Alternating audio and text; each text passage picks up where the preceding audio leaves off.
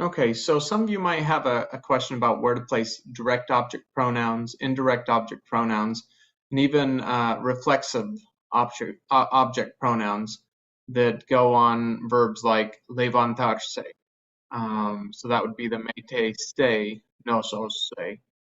So we'll talk about that. We'll take a look at a mnemonic device that might help you handle that a little bit better.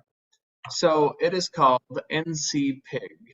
So NC, then right in the middle, we have a verb PIG. And we'll explain what that means. So this depends on what type of verb we have in the sentence. And those verbs are a negative verb, a negative command, a conjugated verb. If it is either of those two, the pronoun is going to go before the verb. So here's the verb right here. If we have a negative command or a conjugated verb, we're going to put the pronoun before those verbs. If we have a positive command, an infinitive, or a gerund, we're going to place the pronoun after the verb. So let's take a look. We'll see a few examples here. With the negative command, we could say, no me hable, por favor. So don't speak to me, please. Now note, here's our command form. It's negative, and the may goes before the verb, the negative command verb. So before it. Remember, NC goes before the verb. The next one, conjugated verb. So there's a ton of examples, but we could say something like, te quiero ayudar. I want to help you. Here's our conjugated verb. It's just a normal conjugated verb. It's not a command. It's not an infinitive. It's not a gerund. It's just a simple conjugated verb. In that case, we put the pronoun before it. Now, the rest of these, we're going to put the pronoun after.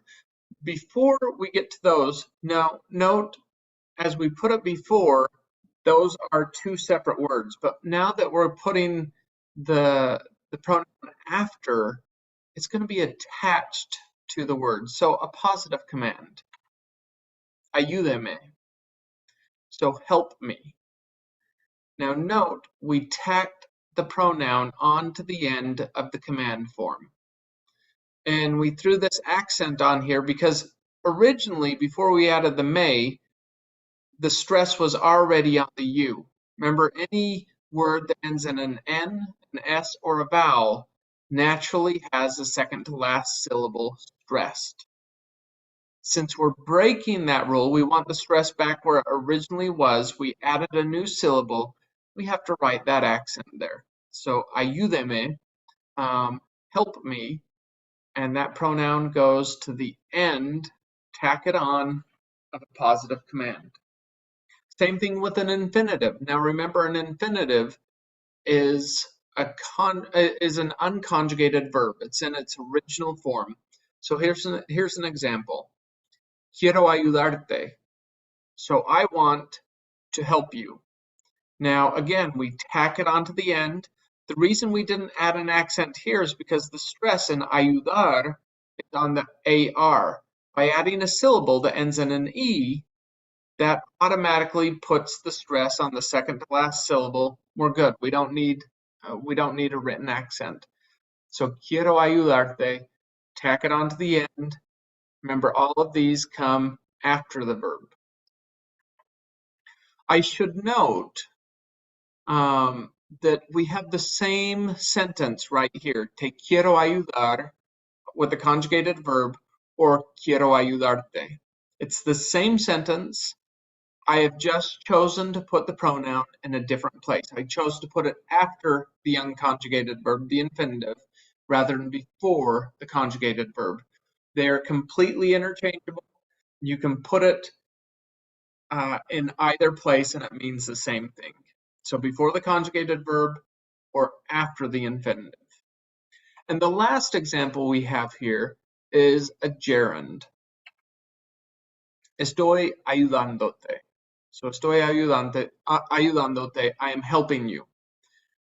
I'm putting it at the end of the gerund, tacking it on again, and I have to put an accent here because, again, this is where it originally was, but by adding a syllable, that forces this natural stress to come here on the O. And I don't want it on the O. I want to put it back on the ayudándote. And that's how we do it. Just on the PIG, we tack it on to the end of the word.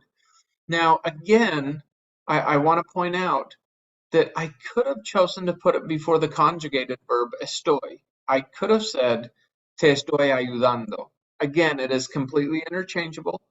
Te estoy ayudando means the same thing as estoy ayudándote. And that is how you determine where to put the pronouns, whether it be a direct object pronoun, an indirect object pronoun, or the pronoun that you use with reflexive verbs.